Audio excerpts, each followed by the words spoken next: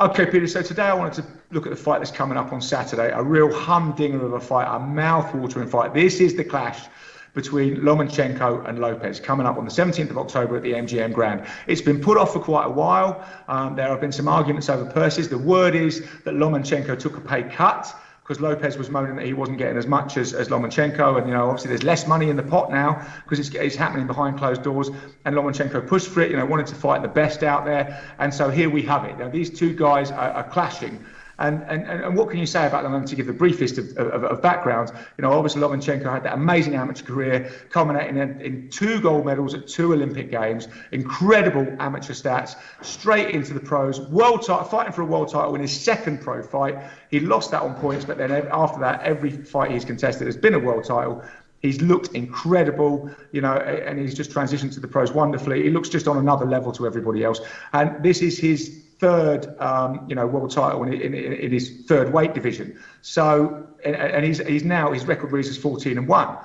So, and then you have Lopez coming along, and Lomachenko is 32. Lopez coming along is 23. So a big age gap there, but a really strong young guy, out of the classic Mexican mold. He's a bull.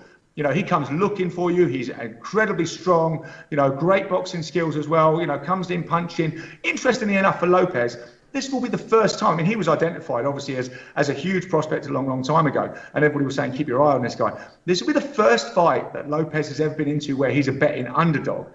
People have got Lomachenko as much as 3-1 up here. But a lot of guys in the trade, I mean, we were talking the other day, are saying that Lopez, they're picking Lopez to win this. This is a guy that's undefeated, a guy that's never lost, has never really come close to losing. And it seems to be improving with every fight. Also, what you've got to think about going into this fight, as a young guy, 23, undefeated, never had a problem sort of blowing people away. He's coming in with Lomachenko, who's a smaller guy. Like I say, he's gone through those weight divisions, and Lopez is also a world champion. And a lot on the line from here. So, he's going to come in as bull strong, and he's going to have that brilliant thing about that undefeated youth. He's going to think, I can win this. No problem. I can win. I'll just blow this guy away. He'll go like the same way it always does.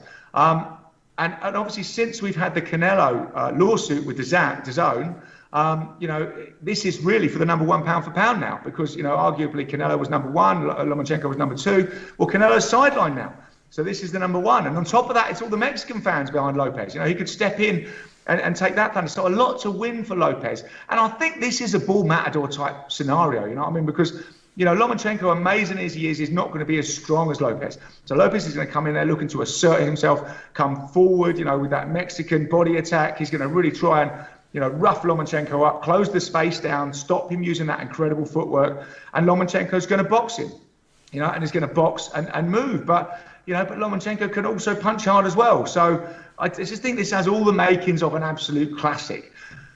The question for me is it too soon for Lopez?